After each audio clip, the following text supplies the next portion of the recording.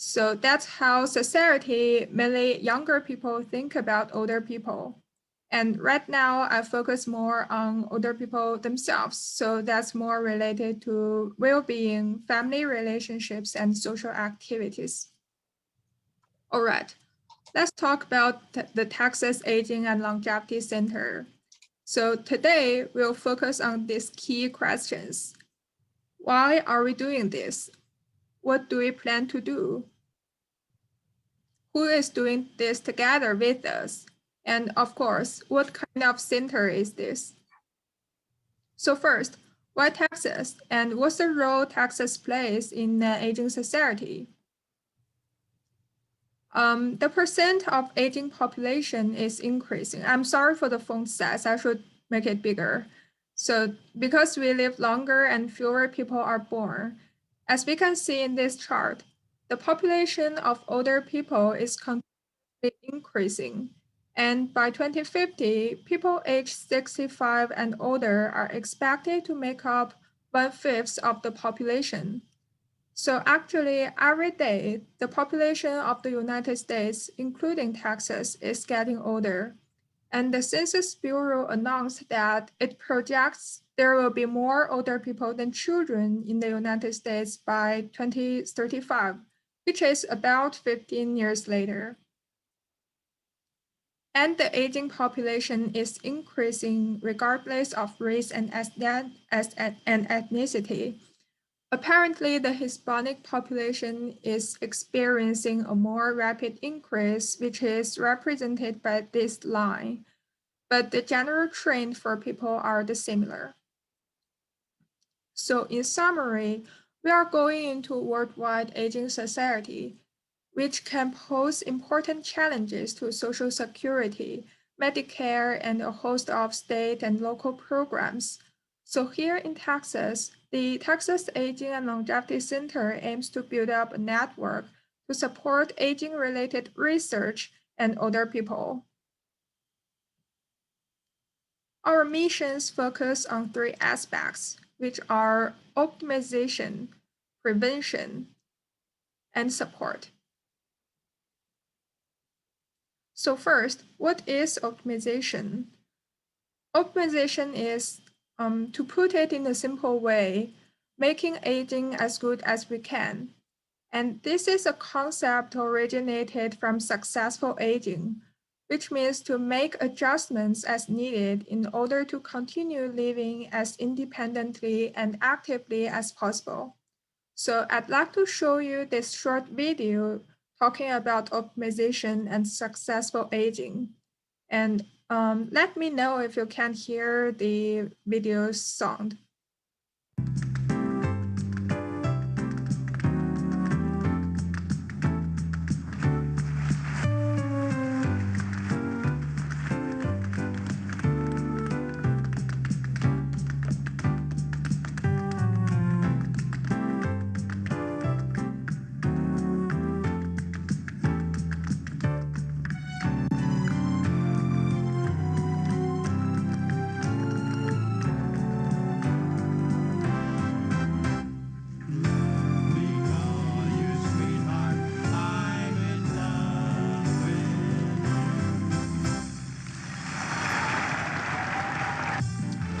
Brothers. Now this year they are 81 and 84. Not bad. Not bad.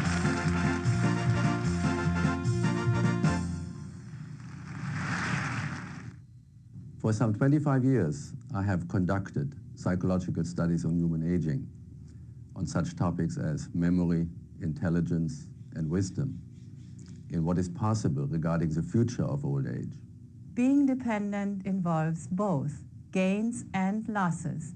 I have called this the model of learned dependency. We will not discuss in any depth extreme old age, the years from about 85 on. We will discuss the traditional inverted U-shaped model of development in relation to some of the things we now know about the cognitive and personality characteristics of older people.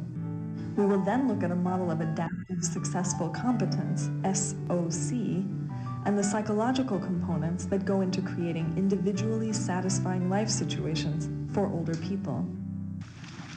For some physical activities, the inverted U is very steep and narrow, and more gentle and wide in some others.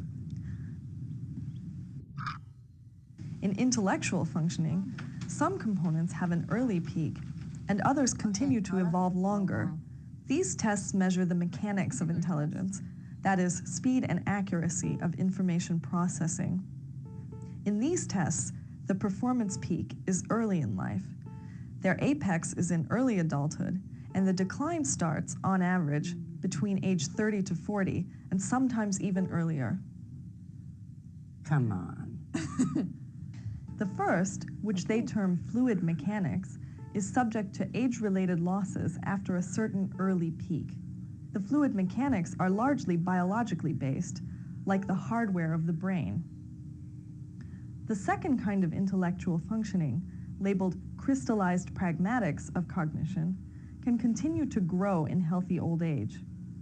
The personality factors and cognitive styles that the Berlin Max Planck Group has found predictive of wisdom are being open to new experiences, having flexibility in thinking, being creative, and empathetic. Hi, Lucille. How we age, then, is not just a matter of physical changes. Our minds can outwit our bodies and take on lives of their own. Many people in their 60s are as active physically, mentally, and socially as they were in their 40s. Age alone does not define a person, whether she is 4, 36, or 76. People who are adaptive and who thoughtfully approach this challenge, who believe in themselves, who have a good social support system, who pay attention to their health, and who have a certain sense of adventure about the unknown, seem to do best at this challenging task of being old.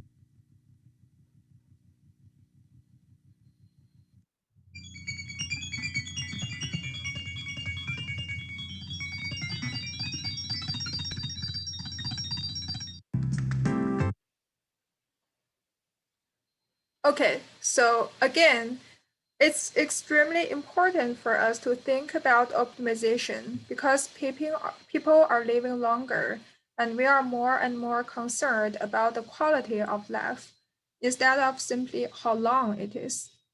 Because of the development in medicine, healthcare system, nutrition, and lots of other factors, each new generation can expect to live longer than their parents' generation, and of course, than their grandparents' generation. So during the 20th century, life expectancy in the US surged some 63%, from 48 to 77 years. And a 10-year-old child today has a 50% chance of living to age 104. So talking about life expectancy, there is a famous bet between Professor Ostad and Professor Olshansky, who have been friends since early 1990s. So Professor Ostad says advances in biomedical science and drugs that improve cellular function would make living to 100 routine, with a few people reaching the age of 150 years, somewhat like people routinely live to age 80 today, with a few living to 110. But Professor Olshansky says in his view, the upper limits of life expectancy are in the mid to high 80s. And he says many more people will live to see 100, but no way for 150. So they started their bet in 2001 and we'll see the results in 21 and 50. Sorry, this is really a familiar word for me regarding the year. So today we have no idea about who will win the bet. And we can see that they both say it will be normal for people to live longer than 100 years. So centenarian won't be as rare as we see today. And again, as people live longer, the quality of life become more and more important, because we don't want to spend the last 10 or 20 years of our life simply in the bed, on a wheelchair, and totally rely on other people's assistance. This is where optimization comes into the field. So optimization is what you can do even if you are declining. As people grow older, some changes and declines are inevitable, but there are ways to continue to be productive and to be part of the world. Researchers call this idea as selective optimization with compensation. And it means older people select and optimize their best abilities and most intact functions while compensating for declines and losses. So, this means, for example, that a person who can no longer drive is able to find alternative transportation, or a person who is compensating for having less energy learns how to reorganize a daily routine to avoid overexertion. So several research areas are related to optimization in late life at the Longevity Center. And some research focus on, for example, how can we optimize life quality in late life? And what is optimal physical and cognitive functioning? For example, studies showed that people have higher well being if they feel useful and needed. That is, so surprisingly, sometimes people scored even lower on life satisfaction if they receive more support. But they always feel better if they provide more support. And studies found that participating in voluntary activities or even going to groceries, organizing drawers, and folding laundry themselves help older people to maintain life satisfaction. And the sense of control is also important for older people. Actually, it's important for all of us. And it includes a person's sense that he or she can do the things they want to do and the sense that they are in control of their own lives. There are lots of factors associated with sense of control. For example, if older adults are able to have high quality sleep and also their mood and everyday stress, and of course, where they live, it definitely gives people more sense of control if they are live in the home they've stayed in for decades instead of a nursing home. And studies are also interested in other areas, like how can technologies enhance optimal aging? And how do we assure everyone has the opportunity to thrive? Um, for example, there are some innovative studies about the possibility of home hospital and telemedicine. But we can imagine it could be hard to talk to your physicians via telephone. And it's also hard for physicians to make diagnoses on the phone because a lot of times the medical process really needs physical interactions. And home hospital also requires people to have personal computer, camera, and sometimes even a terrible internet connection can be a barrier. So, although there are lots of studies going on in this field, some barriers are still there for really putting this into real life. And especially right now during COVID, we realize the power of technology as Zoom brings all of us together. But it also feels like some important components of face to face interactions are missing here. So, our lab conducted a study about older adults' well being during COVID in last May and June. And we asked our participants if they talked to people in person, via phone, and electronically yesterday morning, afternoon, and evening. So, what we found is that people have greater positive mood and less negative mood if they had in person encounters, but not for phone and electronic conversations, which really showed that in person interactions are needed by people, especially during COVID, when everyone has been forced to stay disconnected for a while. Okay, so talking about the old age, there's the idea that what happens if you grow older, and the idea that we are afraid of aging.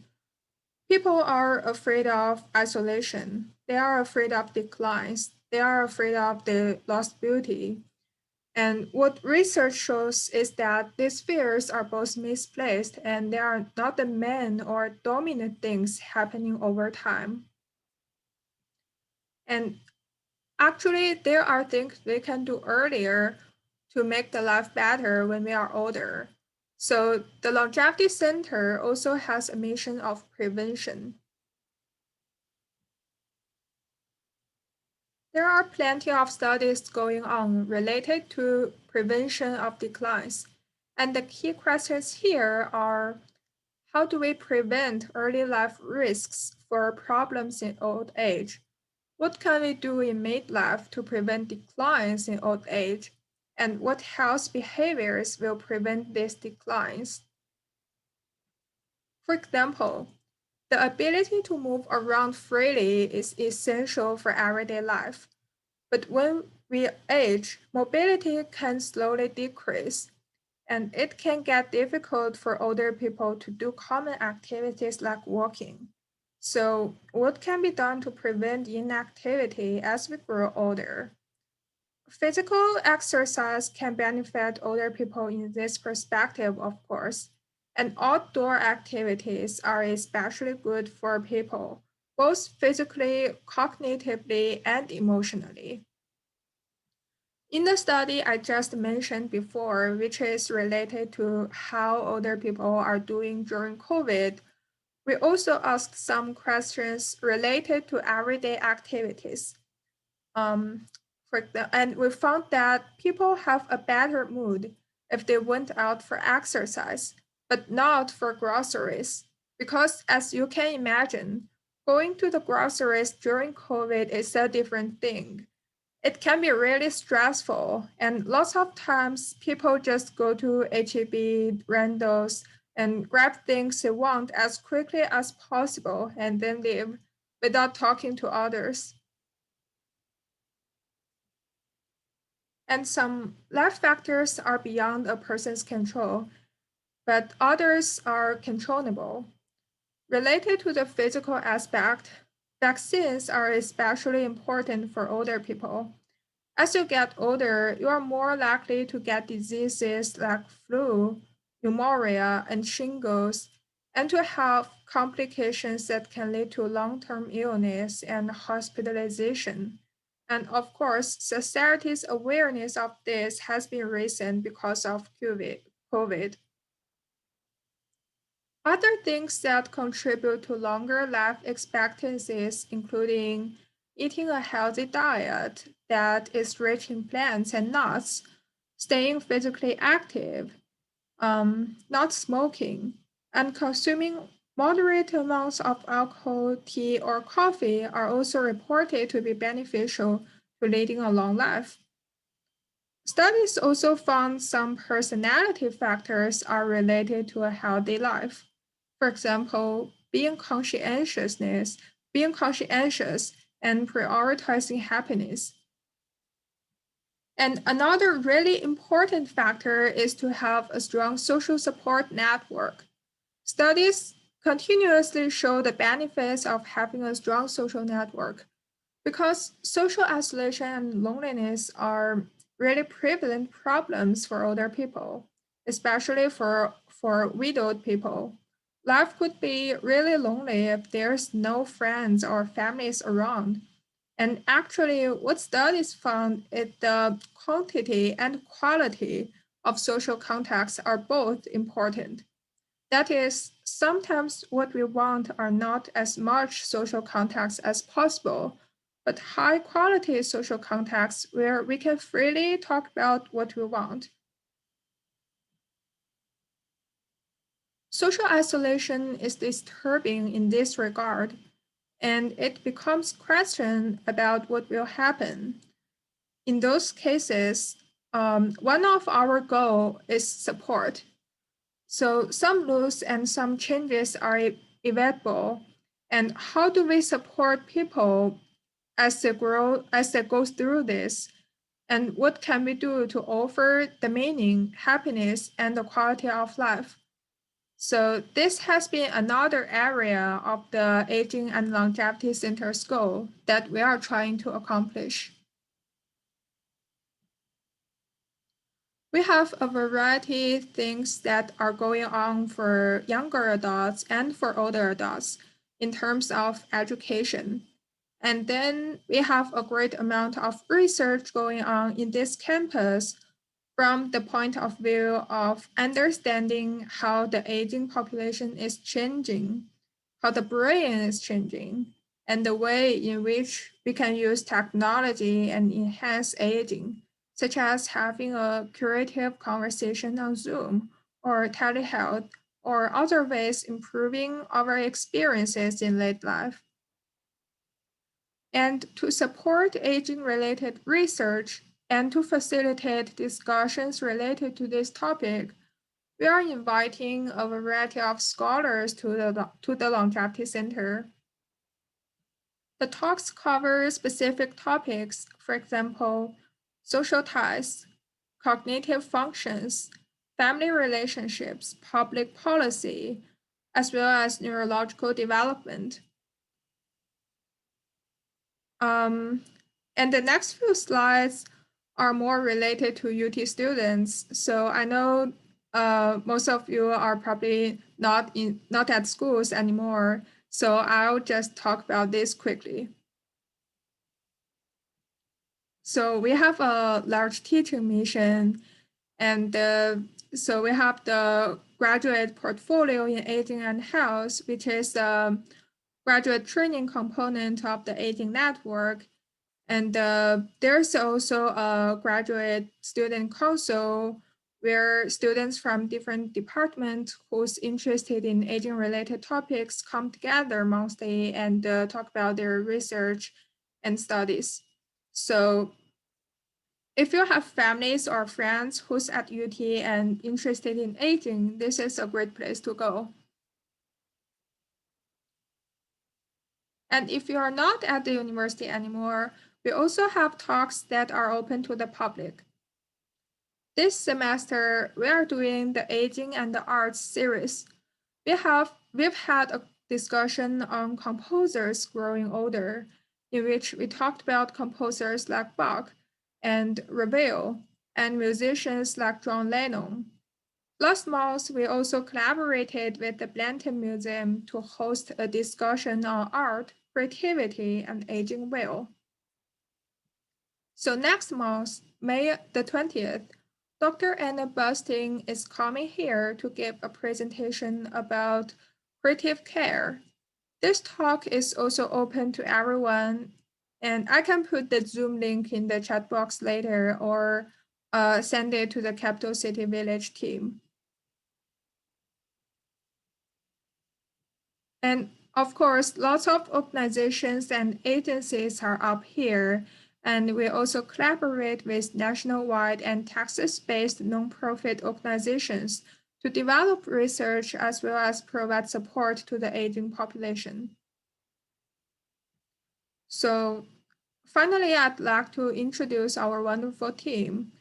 Dr. Carrie Fingerman is the director of the Texas Aging and Longevity Center.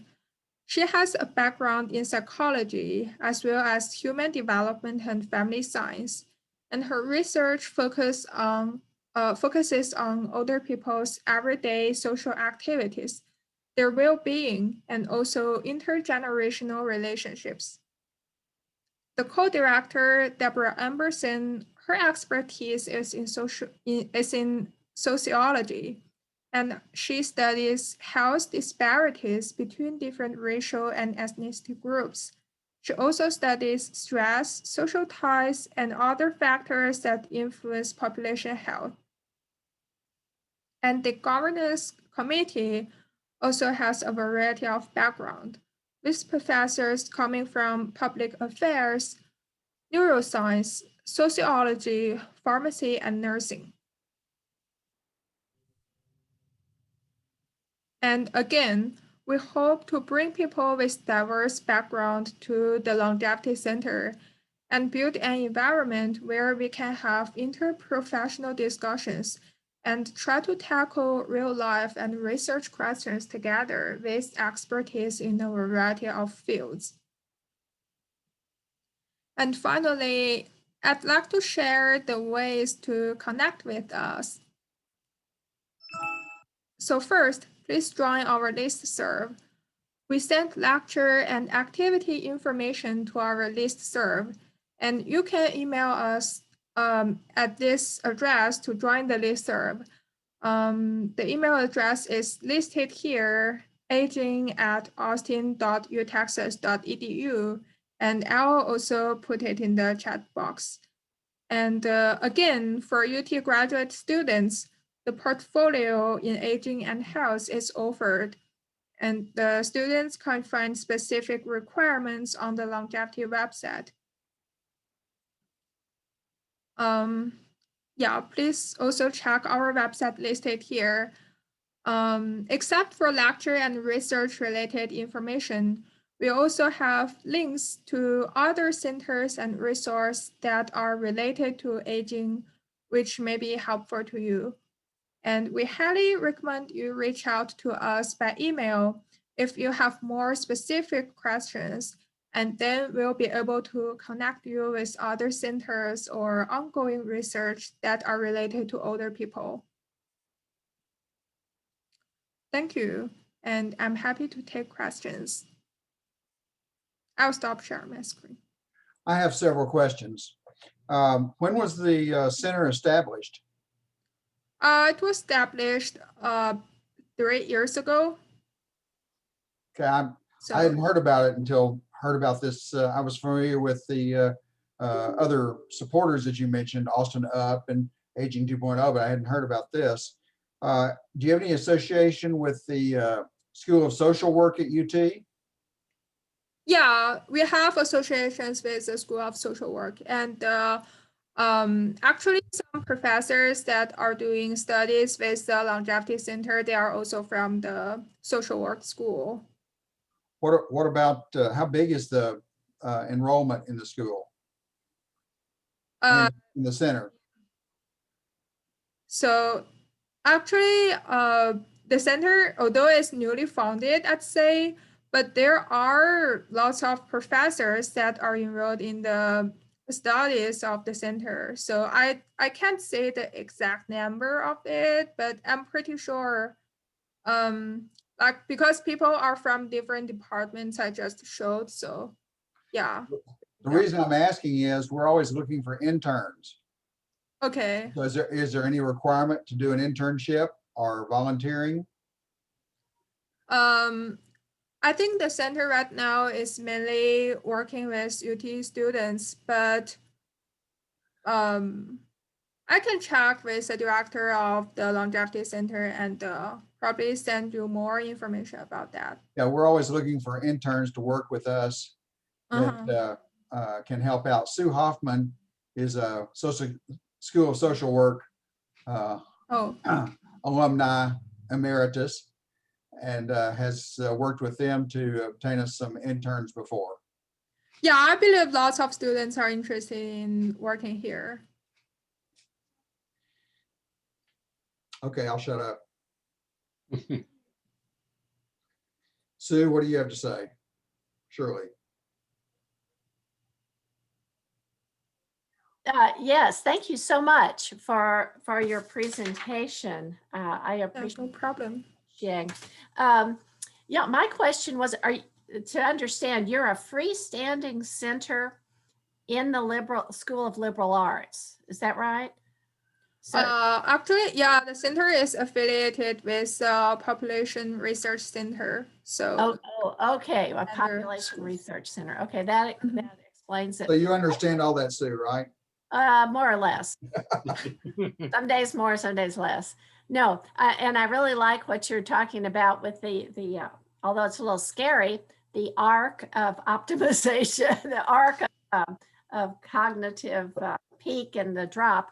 But I like the idea of optimizing what we can, both ahead of time and later on. I mean, that's just right up our alley at Capital City Village. So we're thrilled with that. No, and I have a population here, Shiyang, that might be interested in getting involved in some of your studies. Mm-hmm. I've been at a few studies at UT and they're always very well run.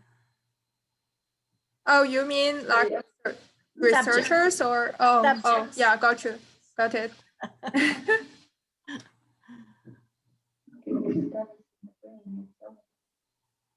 I have a question about what kind of studies you're doing on the brain, and are you studying logical functions, awareness, programs on brain training, for example, memory training?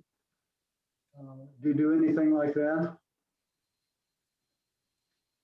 Sorry, can you say it again? The awareness of what? Sorry, I didn't fully catch it. I'm sorry. He's asking about studies of the brain, I think. Oh, about the brain.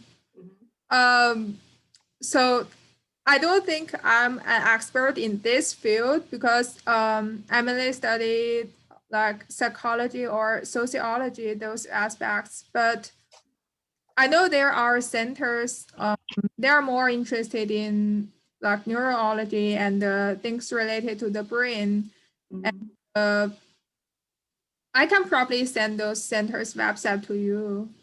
I know there's a center called Melva Clinic in UT, at UT. What is it called? What was it called? What was that called? I'm sorry. Yeah, sorry, I can put it in the chat. So what was that center named again? I sent an email to all of you. I had email addresses on that had that listserv and other email information. Yeah, sure. Okay. Hello, I have a question. Yeah. Thank you for your interesting talk and the effort you're putting into this research. And you used the word well-being several times. Were you using that as a layperson expression, or were you using it in the context, there's national indices for well-being? Were you using it in a more formal sense?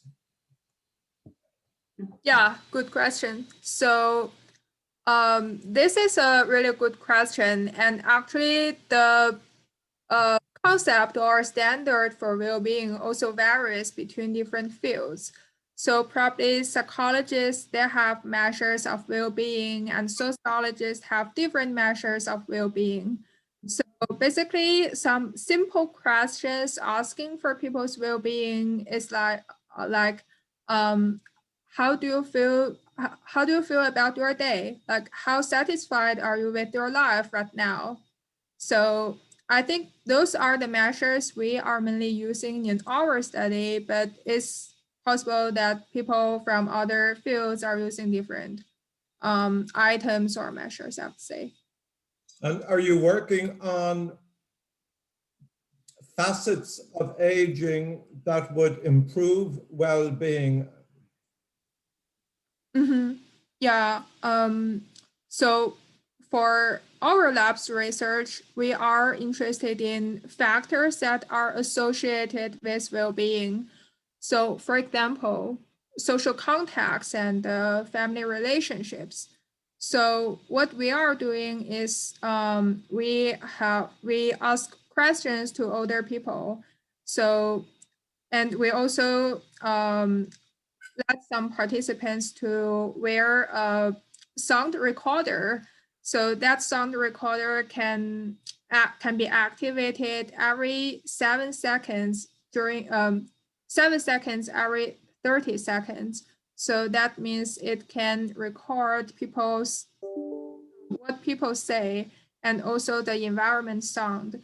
So it is an innovative way to get more information about people's life, and then we will be able to find some more associations that are between people's daily activity and their life satisfaction. Okay, thank you. Yeah, no problem. I have an email. There's a group at UT that puts on a YouTube presentation. They have a number of them out there, but they do a live one. And tomorrow, the virtual UT brainstorms. The topic is the intoxicated brain, a conversation about alcohol, aggression, and fruit flies. But if you go to this and go to this YouTube area, you can see all the others that they've done about the brain, various things. So if anybody's interested in that, send me an email. I'll send you the link. It's tomorrow at 7 o'clock in the evening. I highly recommend the brainstorms programs. I enjoy them. Mm-hmm. Are they on YouTube? Yes. They're on YouTube, but you have to have an you have to have an invite to be able to view it live. Oh. Pam, did you have something? I do. Shiyang, thank you for coming. And it's pretty cool to see a young person interested in aging. So Thank you. we're really with you and support you. Yeah, I'm really happy to be here. So well, what I'd like you to walk through again for is you talked about isolation and telephone calls and in-person interactions. And I'm assuming there were some Zoom kind of activities there as well, given the year we've just gone through. Could you just walk us through again in terms of what seemed to be the most productive in terms of helping with mitigating isolation? Yeah, of course. So, I mean, there are certain ways, like you said, in-person, electronic, and phone. And right now, because we are in the COVID, so mainly people's interaction are happening virtually via phone or Zoom, things like that. But what we found in our study is that there are components missing in this kind of interactions compared to in-person interactions. So we don't know exactly that what components or what word is missing there, but we found in the study that older people, they have better mood if they had in-person contacts with other people. But phone calls or Zoom meetings or virtual contacts, they just didn't have the same effect on people's mood. This is a main takeaway from the study here. I firmly believe if we had not had Zoom and Amazon Prime and even the internet during this last year, the death rate would have been much higher. It would have been suicides and murders. I have another adder to Pam's question about isolation, and that is, I don't think it applies just to people as they get older. It applies significantly in a longitudinal direction from the baby stage up. And it's particularly acute if young people up to the age of 3 are deprived of human contact. And there's some well-known studies out there that many of these people become psychologically damaged and die. So what you're doing for aging, I think, has a lot of carryover as well. Yeah, it's really a good point. Yeah, I believe the different methods of communication is shaping society. Like since we're switching from like more about the in-person mode to the mode we are experiencing right now. And actually we also have a study about television viewing. And right now, so people are like a family together, sitting on the sofa and watch television together.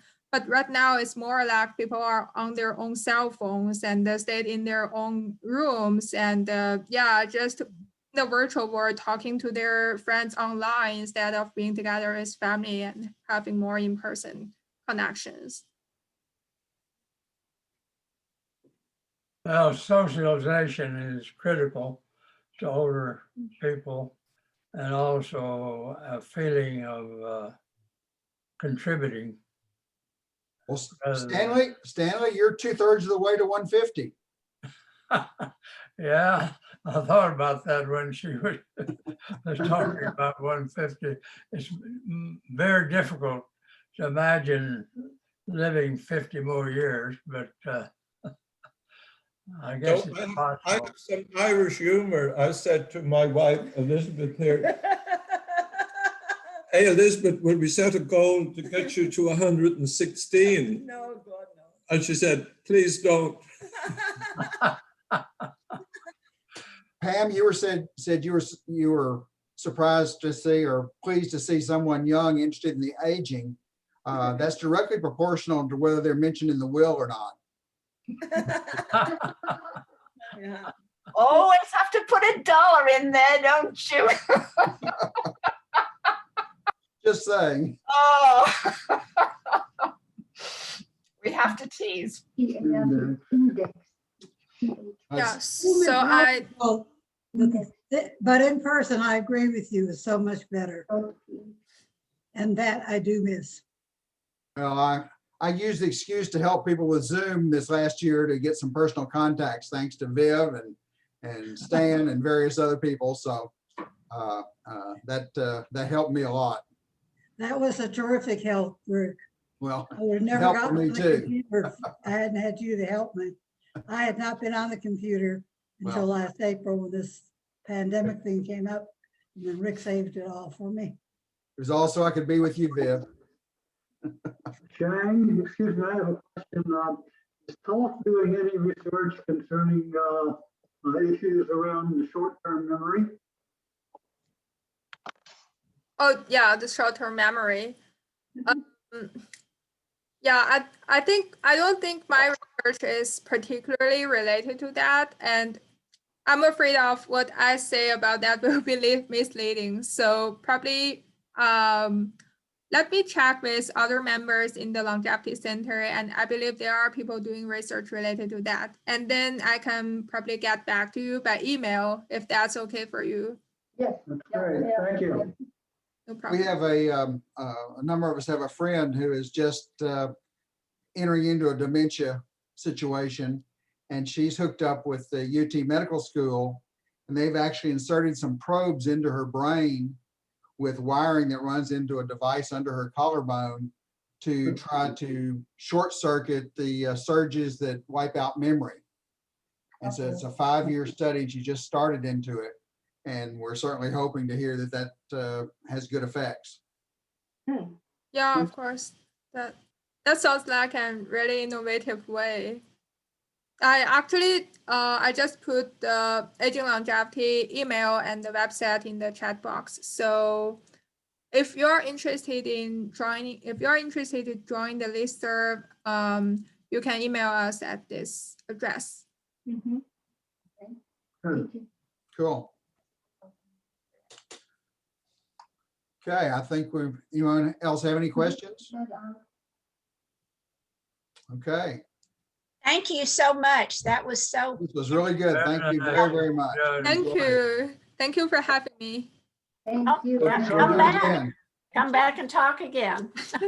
Bye-bye. Indeed. You all remember coffee in the morning. We're